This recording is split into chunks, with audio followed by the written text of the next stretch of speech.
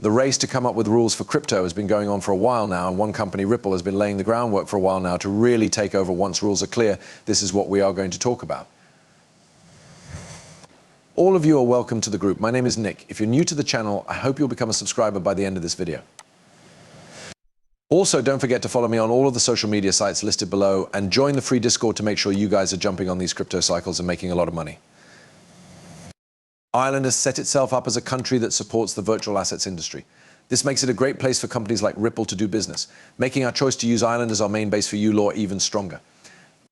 We now know that Mecca has gone live. Rolling it out and getting everyone on board is still going on. At this point, though, they were already ready for Mecca.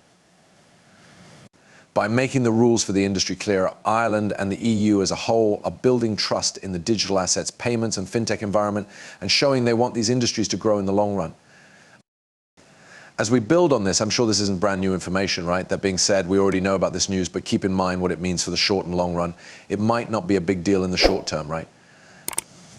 There's nothing important about the fact that they're working with officials and central banks to get licenses. What's the point?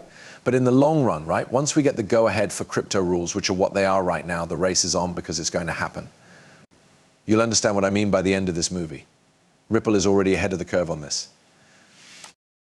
They are ready to take over as soon as the rules are approved. On February 2nd of this year, we now have new rules for how to regulate decentralized banking. Once more, DeFi is already getting ready or controlling it. And why? That's because they want to go after big players near DeFi. And they are already making things ready for XRP to be the main player in the business DeFi space. Post after post, they've been hiring people to work on the XRP system and new ideas for DeFi. These ideas are for institutional DeFi, for RWA tokenization services, payment services, and other things. Now, they do say that DeFi is still pretty new. A lot of important governing bodies like the Monetary Authority of Singapore and the International Organization of Securities Commissions have already started talking about decentralized finance. Along with this, the CFTC is at the front of this.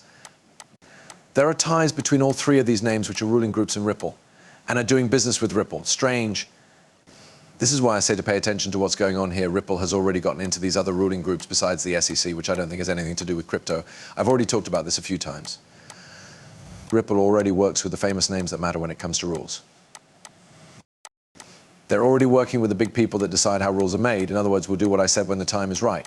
Remember that I told you how all of this is going to work. It's ready to take over when the time comes.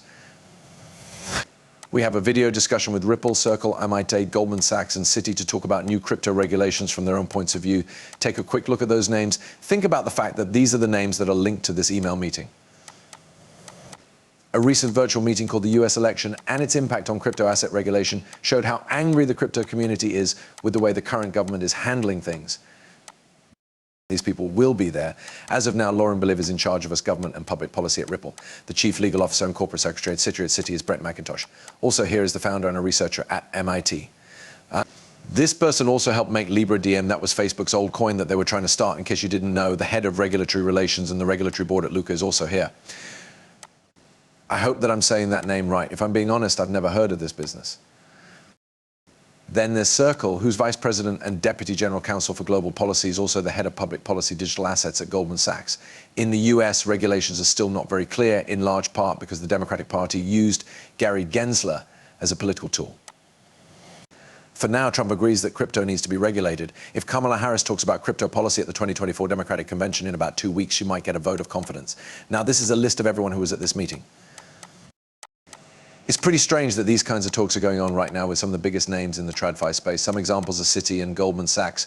It's interesting to me that Ripple is at these roundtables, but it's not a surprise. I don't think it's a surprise because Ripple has worked with these teams for a long time. They've had these deep conversations with the biggest groups that really control what happens. That's right, this is yet another meeting that Ripple has been holding, and Lauren Beliv should also be paying attention to because a lot of these big group talks have taken place with her, even ones with the US Department of the Treasury. Also, let's talk about what's going on outside of the US when we talk about rules. China, this is the news that Russia has passed a bill that will let people use cryptocurrency to pay for things across borders. A big thank you to Smoke Dog for this because he built on it 4 times. We have porn and the smartest news. Here's a look at what the passing of a bill in Russia to allow foreign payments with cryptocurrency means in a broader sense. A CBDC report from July 2024 shows that Russia's CBDC test program was a success. In the second half of 2024, the number of banks and businesses that will be participating will grow from 34 to 1,200. This is very important. 34 to 1,200, that's a big jump. Russia only has 396 banks that are open for business, so the 1,200 members from the CBDC will include every bank. From the CBDC will include every bank in Russia. Merchants also include places like malls, clubs, bars, and more. So once the Russian CBDC is available to most of the country's people, it will need to be used for foreign transactions with other countries.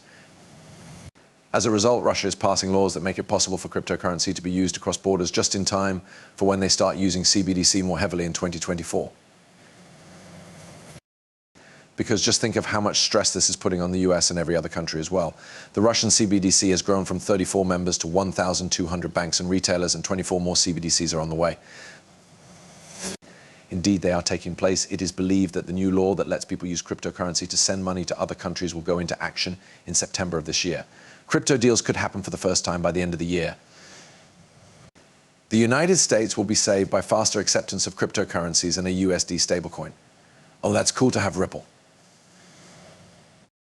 Also, don't forget what this meeting with the US Department of the Treasury was about. Not to mention that Ripple just recently announced that US treasuries will be tokenized, but this was about CBDC's plans to tokenize stablecoins in the US banking environment as a whole. BRICS is coming to crypto in Russia and Brazil. Brazil already passed a law that controls crypto assets, which was passed before Russia's new pro-crypto law. And this is the Banco Central do Brazil. They are talking about how crypto assets will work with traditional financial markets and other markets. The CBDC chose open finance for the crypto assets business. A law that controls virtual assets in Brazil was just passed by Congress. Also, don't forget that Brazil has already used Ripple. Yes, they are. Ripple already controls 90% of the foreign exchange market. When we look more closely at what's going on, I do think that Ripple could save the US. 90% of the FX market is already open. They are now putting out a USD stablecoin. They have these liquidity polls in the AM. It has the most liquidity of any coin or network out there. Ripple already works with some of the biggest government officials. Their models work with some of the biggest names in the business. And I think it's crazy that the Ripple and XRP names have been staying since 2020, making people think, oh, let's not invest in that. That doesn't make sense. When you think about it, it's the perfect story. Make something look bad so people won't want to buy it. Then all of a sudden we push the idea that Ripple and XRP will be used as a tool against BRICS once they are fully integrated into the US banking system. Just think about how crazy that would be. Remember, though, that any country can use XRP and the XRPL. Any country in the world can use it, not just Russia and Brazil. But Ripple is a US company that I think the US should fully support. That's why I'm focusing on the USD stablecoin and faster acceptance of cryptocurrencies, which could save the US. That is very important. With that out of the way, I hope you guys like this movie. Please give me a like and subscribe to get updates about more free content. You're also welcome to follow me on Twitter and join the free Discord channel described below. That being said, guys, this is Nick. Thanks for seeing.